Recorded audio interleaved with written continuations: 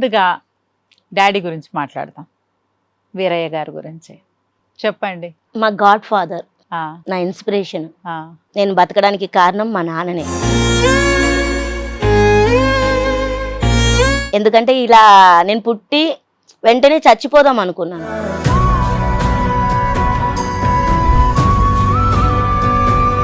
ఇలా బతకగలమా అన్న నమ్మకం లేదు నాకు.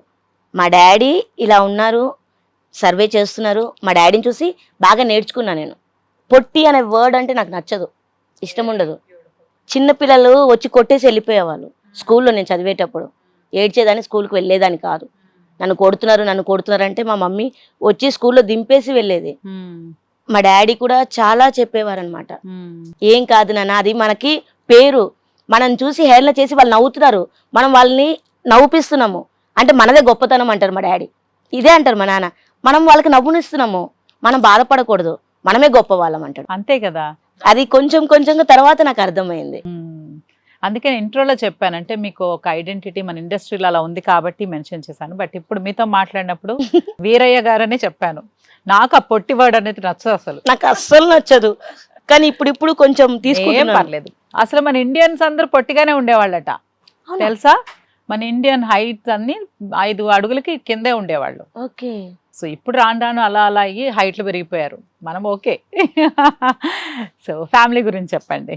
మమ్మీ, డాడీ, అక్క, నేను. పెద్దక్క చనిపోయింది. ఓ,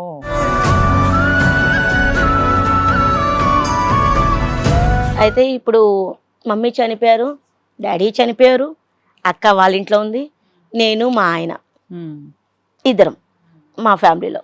ఓకే.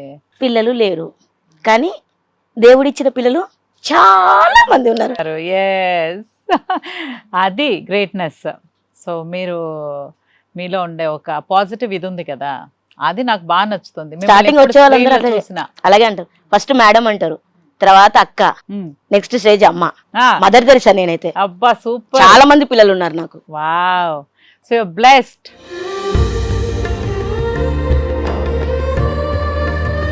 మీలాంటి అమ్మ దొరకటం వాళ్ళు బ్లెస్డ్. సూపర్. అందుకే మీరంటే నాకు చాలా ఇష్టం. Thank you. కదా, ఎవరెవరో ఏదేదో అలా లేదు ఇదా లేదని రోజుకి ఒక 24 గంటల్లో 100 ప్రాబ్లమ్స్ వెతుక్కుంటూ ఉంటారు, ఫేస్ చేసి. అదేదో పెద్ద ఇదిలాగా ఉన్నది 24 గంటలే, కానీ 100 వస్తాయి వాళ్ళకి. బట్ ఎప్పటికీ నవ్వుతూ నవ్విస్తూ నలుగురితో సరదాగా ఉంటూ హ్యాపీ లైఫ్ని లీడ్ చేస్తున్నారు. అది పెద్ద బ్లెస్సింగ్. మనం బాగుండాలి, నలుగురిలో అందరూ బాగుండాలి. నలుగురు బాగుంటే మనం బాగుంటాం. సూపర్. సో ఇంకా మీకు యూట్యూబ్ ఛానల్ కూడా ఉంది కదా, నేను చూస్తాను చాలా వీడియోస్. సో యూట్యూబ్ ఛానల్కి వెళ్లే ముందు మీ వారిది మీది లవ్ మ్యారేజా? Love marriage, love with arranged marriage. Arrange తప్పకుండా అరేంజ్, ఎందుకంటే లవ్ అంటే ఇద్దరు చేస్తేనే లవ్ కదా. అవును, ఇది వన్ సైడ్ లవ్. మా ఆయన చేశాడు నన్ను. Wow, nice. నేను లవ్ చేయలేదు, నాకు తెలీదు. నేను టెలిఫోన్ బూత్ ఉండేది మాకు. ఓకే. టెలిఫోన్ డబ్బాలో కూర్చునేదాన్ని నేను. మా డాడీ షూటింగ్కి వెళ్ళేవారు, కూర్చునేదాన్ని. మా ఆయన షూటింగ్ మీద ఇంట్రెస్ట్ తో రాయలసీమ కదిరి హైదరాబాద్కి వచ్చారు. వచ్చి ఒక ఫాస్ట్ ఫుడ్ సెంటర్ లో ప్లేట్లు కడగడము అలాంటి పని చేసేవాడు అనమాట. మూవీస్ కి ట్రై చేసేవాడు. నన్ను చూసేవాడంట, డైలీ వస్తూ పోతూ ఉండేదాన్ని చూసేవాడు. నాకు తెలీదు. మేము 3-4 ఫ్రెండ్స్ కూర్చునే వాళ్ళం అక్కడ. అయితే వాళ్ళలో ఎవరినో లైన్ వేస్తున్నాడు అనుకునేదాన్ని నేను. వాళ్ళ కోసం నా ఇంటి దాకా వచ్చేవాడు నన్ను ఫాలో చేసుకుంటూ.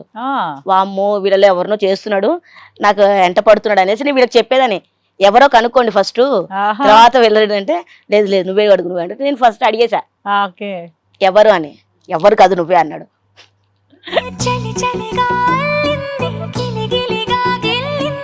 నా గుండె ఆగిపోయింది. నన్ను కూడా ఇష్టపడే వాళ్ళు ఉంటారని నాకు అప్పుడే తెలిసింది. అయితే డైరెక్ట్ డాడీ వాళ్ళతో మాట్లాడు, నాకు లవ్ అవంతా తెలీదు. చెప్పిన ఒక 1 వీక్ లో వచ్చి డాడీతో మాట్లాడేశాడు. డైరెక్ట్ పెళ్లి చేసుకుంటా అని మాట్లాడు. రాయలసీమ బిడ్డ అనమాట, చాలా డేర్ అండ్ డాషింగ్. అంతే కదా, రతనాల సీమ, రాయలసీమ రతనాల సీమ నుంచి వచ్చాడు. ఇష్టపడి పెళ్లి చేసుకున్నాడు నన్ను. సూపర్. 23 years 24 years అమ్మా marriage life. Super. Happy life. ఇంకా హ్యాపీ లైఫ్ బాగా చూసుకుంటారు. ఓకే, గడిచిపోతుంది. పిల్లలు లేరన్న ఒక్క లోటు తప్ప మాకు ఏది లేదు. Okay, happy life. అది కూడా నేను నాకు పిల్లలు వీలే అనుకొని నేను ఓకే చేసుకున్నా, మా ఆయనకి మాత్రం నా రక్తం అంటుంటాడు. అయ్యో, కానీ నాకు మాత్రం వీలే లేటెస్ట్ ట్రెండింగ్ ఏంటో తెలుసా మన ఇండియాలో? అంటే ఇద్దరు ఉంటారు, ఇద్దరు సంపాదించుకుంటారంట కానీ నో కిడ్స్. అది ఇప్పుడు లేటెస్ట్ ట్రెండింగ్. మీరు లేటెస్ట్ ట్రెండింగ్ లో ఉన్నారు. నాకు ఆ ట్రెండింగ్ వద్దు అసలు. నాకు పిల్లలు కావాలి. అది వాళ్ళకి అంటే ఏదో లైఫ్ అంటే ఎంజాయ్ చేయాలనే ఒక కాన్సెప్ట్. బట్ మీరు పిల్లలు కావాలనుకుంటూ ఎంతో మంది పిల్లల్ని అక్కున చేర్చుకున్నారు. So sweet. ఇలాగే చాలా మంది పిల్లలకి మీరు మంచి హెల్ప్ అవుతారు. వెళ్ళేటప్పుడైతే ఒక అమ్మగా పేరు సంపాదించుకున్నా, అది మాత్రం నేను బల్ల గుద్ది చెప్పగలను. వీటికంటే గొప్పవరా అమ్మ అనే పిలుపు అందరిని పిలవరు కదా, వాళ్ళకి మనస్ఫూర్తిగా అనిపిస్తేనే అమ్మ అంటారు. ఇంకొకటి తెలియదు అసలు ఎవరికి, నా దగ్గర ఉన్న ప్రతి ఒక్క పిల్లల్లో కొంతమంది పిల్లలకి నా పేరు టాటూ ఉంది, వేసేసుకున్నారు. నేనైతే షాక్. మదర్స్ డే అప్పుడు గిఫ్ట్ గా విజ్జు అమ్మ అని ప్రతి ఒక్కరు వేయించుకున్నారు. ఇది ఏంట్రా అంటే అమ్మ వేయించుకున్నాం.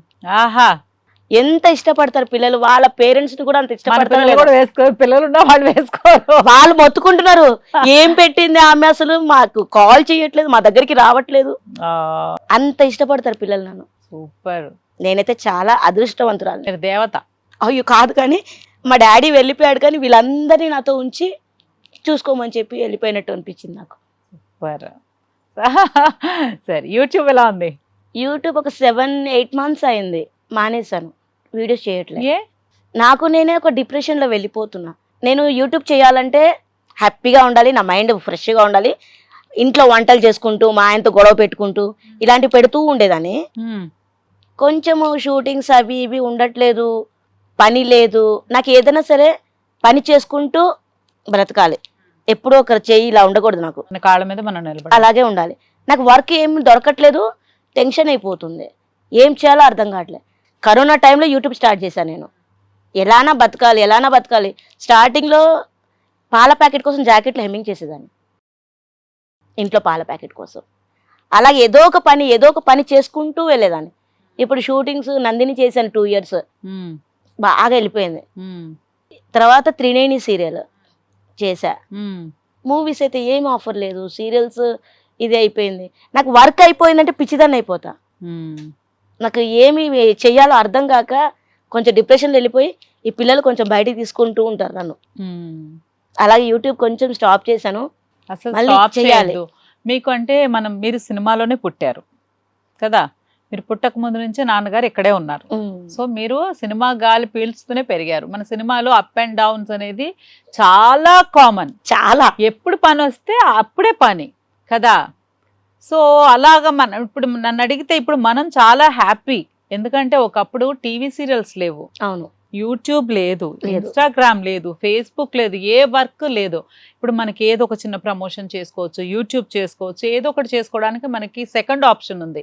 బట్ మనకి ముందు జనరేషన్ వాళ్ళకి అసలు ఏమీ తెలియదు కదా, అయినా కూడా వాళ్ళు లీడ్ చేశారు లైఫ్ని. సో డిప్రెషన్లోకి ఎవరు వెళ్ళలేదు కదా. బట్ నేను వెళ్తున్నాను, ఎందుకు వెళ్తున్నాను కూడా తెలియలేదు.